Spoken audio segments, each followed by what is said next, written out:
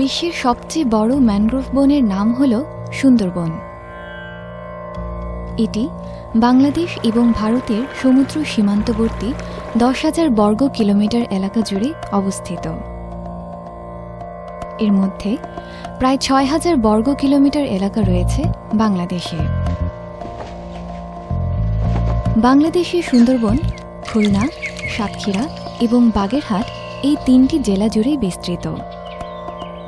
সুন্দরবনে অন্তর্ভুক্ত বন্যপ্রাণী অভয়ারণ্যসমূহ হল সুন্দরবন পূর্ব বন্যপ্রাণী অভয়ারণ্য, সুন্দরবন দক্ষিণ বন্যপ্রাণী অভয়ারণ্য এবং সুন্দরবন পশ্চিম বন্যপ্রাণী অভয়ারণ্য। এসব বন্যপ্রাণী অভয়ারণ্য সুন্দরবনের জীববৈচিত্র্য রক্ষায় গুরুত্বপূর্ণ ভূমিকা পালন করছে।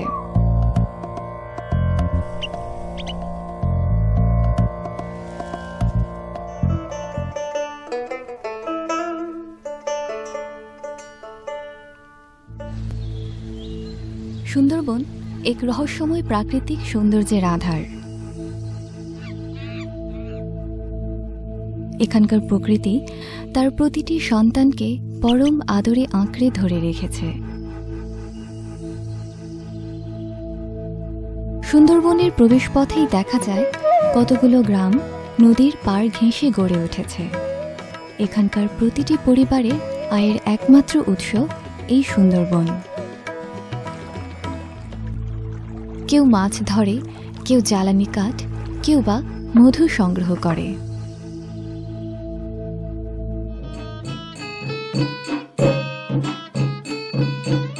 সুন্দরবনের খুব পরিচিত একটি গাছ হচ্ছে গোলপাতা। নামে গোল থাকলেও এর পাতা কিন্তু মোটেও গোল নয়। এরা পাম জাতীয় উদ্ভিদ।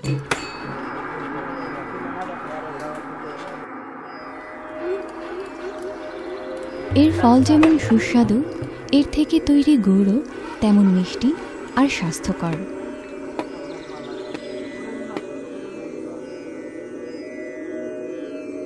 এখানকার মানুষের জীবিকার একটি অন্যতম উৎস হল এই গোলপাতা।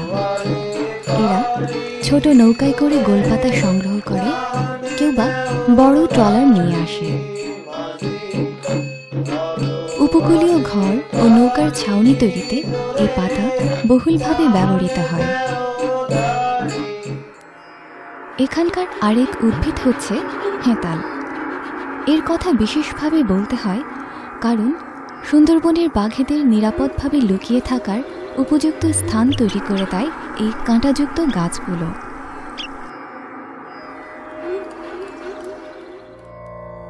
এছাড়া সুন্দরবনের উদ্ভিদগুলোর মধ্যে আছে কেওড়া। এটি খুবই পানি সহনশীল গাছ, যার পাতা ও ফল এখানকার হরিণগুলোর খুব প্রিয়।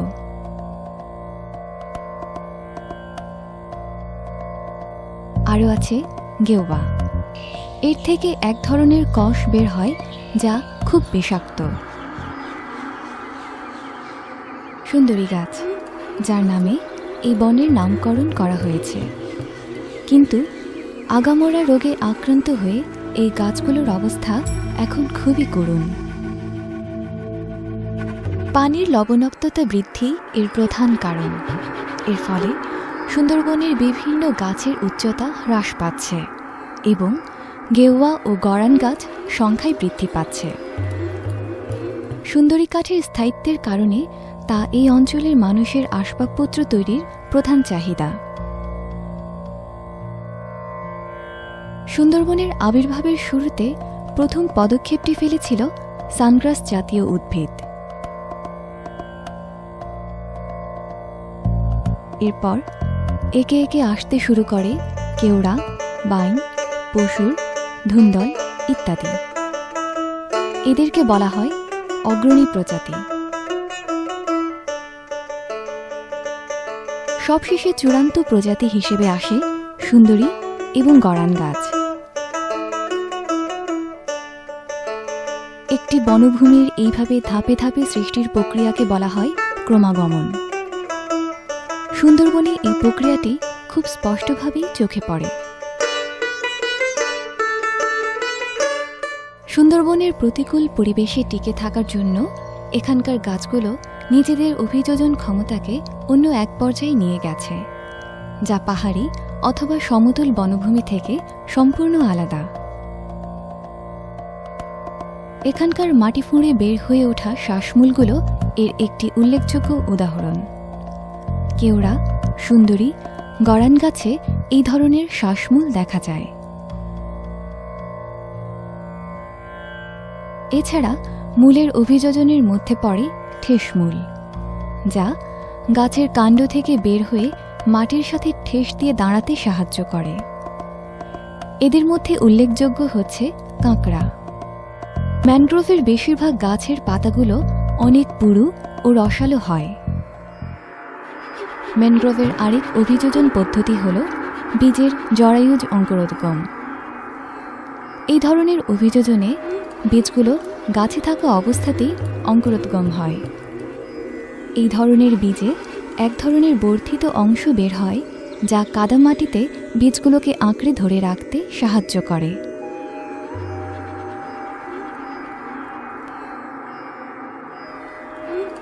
সুন্দরবনের উদ্ভিদ জগৎ যেমন প্রাণপ্রাচুর্যে ভরপুর, ঠিক তেমনি প্রাণীজগতের বৈচিত্র্যও কম নয়।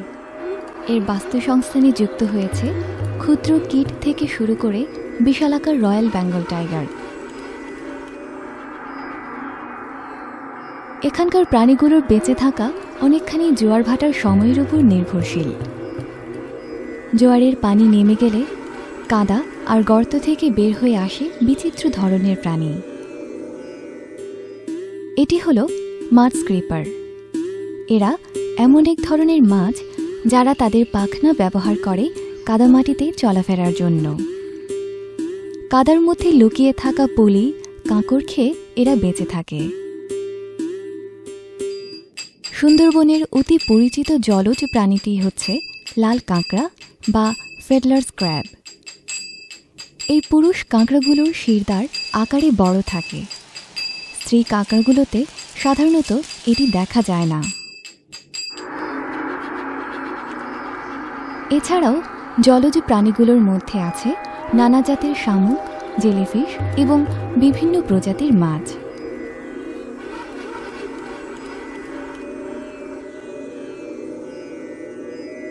এরা ভাটার সময় বের হয় এবং জোয়ারের সময় গাছের শাখার ছোট গর্তগুলোতে লুকিয়ে পড়ে।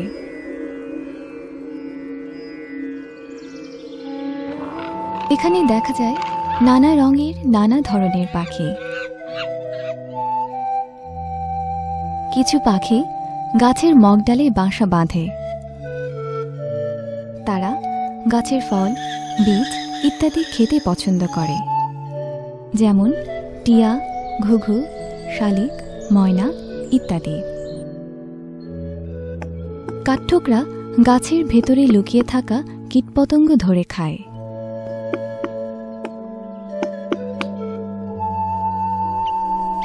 তবে এখানে সেসব পাখিদের সংখ্যাই বেশি যারা মাছ ধরে খায়, যেমন বিভিন্ন প্রজাতির মাছরাঙা, বাজপাখি, শঙ্খচিল, সারস, কানিবক, কাদাখোঁচা ইত্যাদি।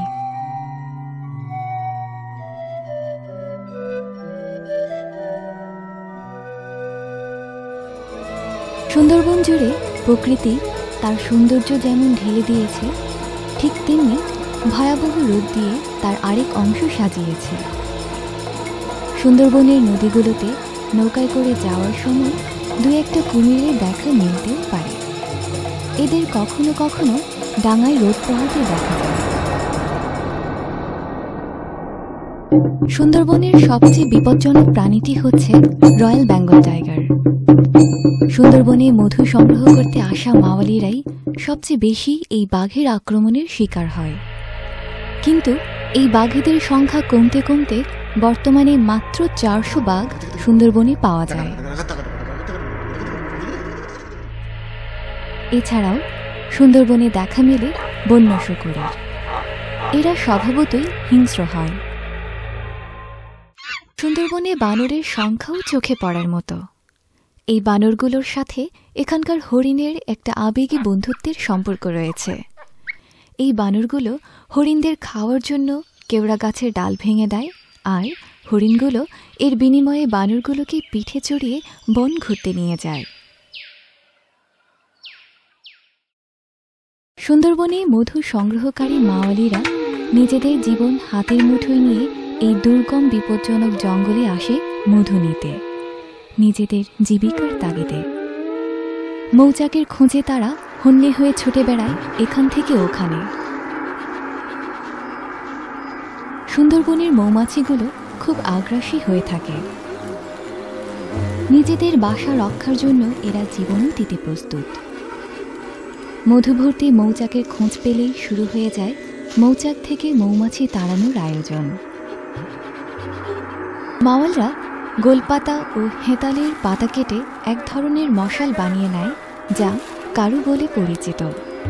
তারপর সেই কারু জ্বালিয়ে ধোঁয়া সৃষ্টি করে।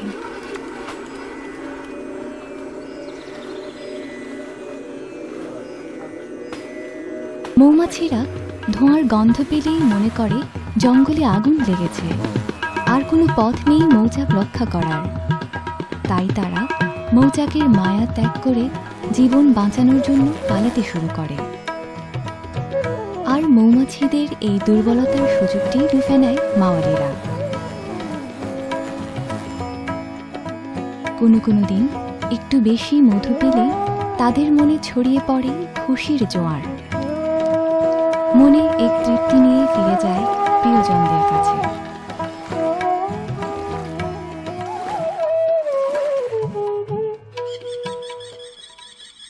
এবার ঘরে ফেরার পালা। আরেকটি কর্মব্যস্ত দিনের ইতি টানতে চলেছে। সময় হয়েছে বিশ্রাম নেয়ার।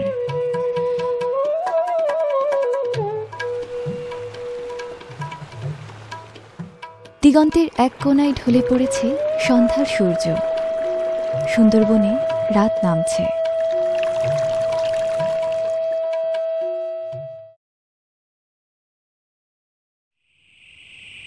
সন্ধ্যার পরপরই কিছু নিশাচর প্রাণী বের হয় খাদ্যের সন্ধানে।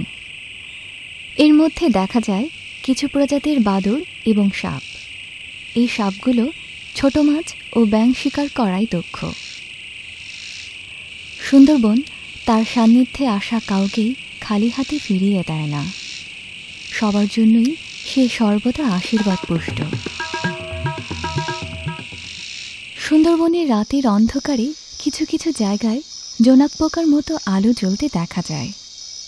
না, এটা আকাশের কোনো তারা নয়, এটা সামান্য কুপি, যা দিয়ে জেলেরা তাদের নৌকাকে আলোকিত করে। এ যেন তাদের আশার প্রদীপ।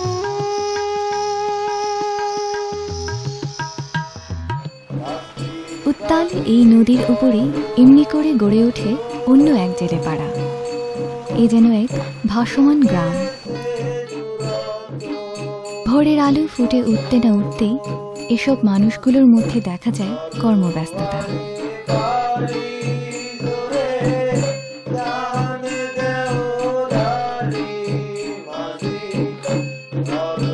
কেউ মাছ ধরার উদ্দেশ্যে নৌকা নিয়ে পাড়ি জমায়। নদীর প্রতিটি ঢেউ যেন এদের পরিচিত। কোথায় কেমন মাছ পাওয়া যাবে সে ব্যাপারে তাদের অভিজ্ঞতার কমতি নেই।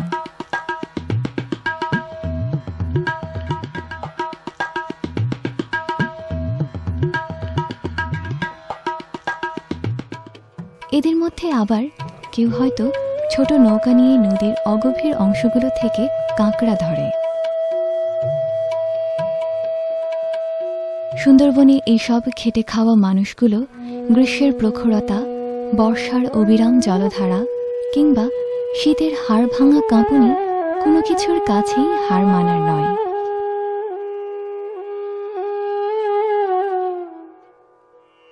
এদের জীবন এবং সুন্দরবন যেন একে অন্যের পরিপূরক।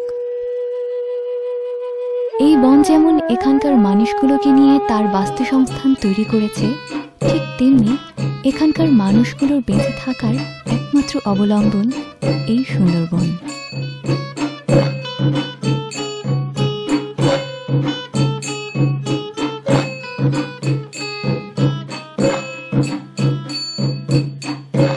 অস্থির গাছি